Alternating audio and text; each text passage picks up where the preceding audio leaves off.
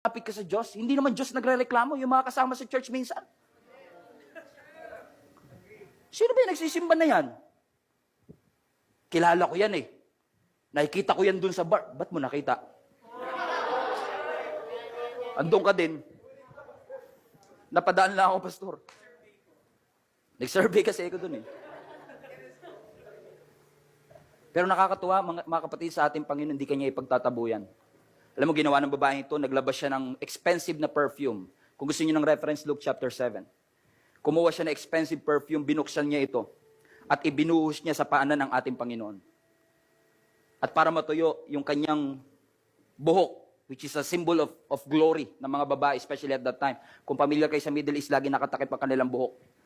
Tinatago talaga nila yan. Para lang yan sa mga taong close sa kanila, asawa nila and all of that. Pero at that time, tinanggal niya yung kanyang veil, pinunasan niya ng buhok niya ang paanan ng ating Panginoon. Expensive perfume. And even her glory, nilay down niya lahat sa paanan ng ating Panginoon.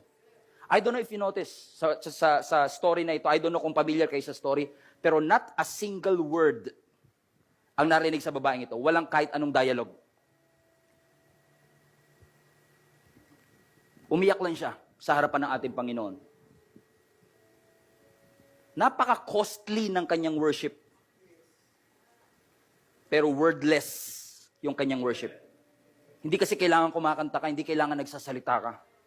Ang tinitignan ng Panginoon, hindi yung mabulaklak mong mga salita, kundi yung laman ng iyong puso. She's just crying and crying. Walang dialogue pero may iyak. Nararanasan niyo ba yun? Minsan lumalapit kayo kay Lord, wala na kayong lakas para mag-dialogue. Wala na kayong lakas para gumawa ng speech ninyo. Napa-Lord ka na, Lord! I messed up. I made a mistake. And then nasabi ng mga Pharisees and hypocrites at that time, whoa, sino yung babae na yan? And even the disciple of Jesus, Judas, sabi ni Judas, sayang, kung ibinenta niya na lang sana yung pabango, tinulong sa mahihirap, makinabang pa sana yung iba. Ang ganda, parang ganda eh, no? Ganda na-design ni Judas, ha? Mabait din pala to si Judas ito. Pero actually, that is a hypocritical concern. And Jesus knew that. Kasi para kay Judas, yung ginawa ng babae sa waste. Para kay Jesus, it's extravagant. Again, worship is never about the song that you sing. Worship is about the sacrifice that you bring. Minsan walang tinig, minsan walang salita. Pero nakita ng Lord lahat ng sinakripisyo mo para makapagsabi ka ng no. Para makasunod ka sa Kanya. Ginibap mo ang karir mo para sumunod sa Kanya. Ginibap mo ang lahat ng addiction mo para sumunod sa Kanya. Bisyo mo, sinacrifice mo para sa Panginoon. Because worship is really all about the way that you live. It's your way of life. That every time I say no to these things, kasi gusto kong sumunod sa Panginoon, sabi ng Lord, that's worship. That's worship right there. Walang kanta, walang music instrument, pero that is a sacrifice of praise. And I acknowledge that. Na-acknowledge ng Panginoon, that's the way you live. Ang problema natin, mga kapatid, maaaring ang taas-taas ng kamay natin pag nagkakantahan tayo.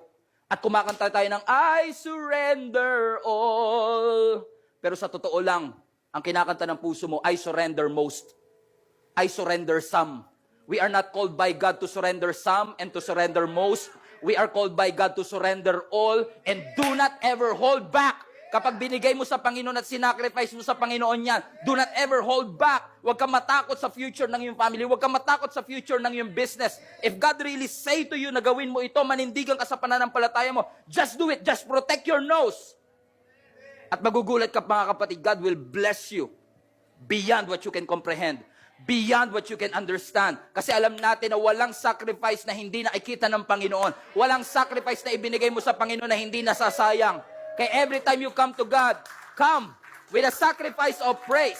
Come with a sacrifice of thanksgiving. And allow Him to work through your life and say, God, I don't have the money. I don't have the resources. But I have my obedience. Take this heart right now. Sa'yo ang buhay ko. Sa'yo ang tinig ko. Sa'yo ang puso ko. I wanna give it all to you. I give you my heart. I give you my soul. I give you everything. And I want to follow you. Those who want to follow me, sabi ni Jesus, take up your cross, follow me. This is not going to be an easy journey. Hindi pinangako ng Lord na madaling maging Kristiyano. But your choice today, your yes to God, has an eternal impact. Not just in this earth, yung buhay mo rito, kundi sa buhay natin after this. Sana magkita-kita tayo sa langit.